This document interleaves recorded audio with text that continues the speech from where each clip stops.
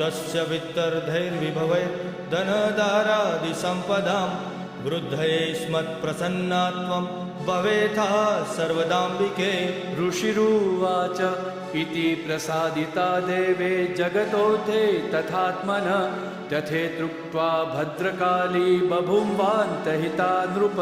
इत्येतत् कथितं भूप सम्भूता सा यथा पुरा देवी देव शरीरेभ्यो जगत्त्रयहितैषिणी। पुनश्च गौरीदेहात् सा समुद्भूता यथाभवत् वधाय दुष्टदैत्यानां तथा शुम्भनिशुम्भयोः रक्षणाय च लोकानां देवानामुपकारिणी। तच्छृणुष्व मया ख्यातं यथावत् कथयामि ते। इति शक्रादयस्तुति सम्पूर्णम्।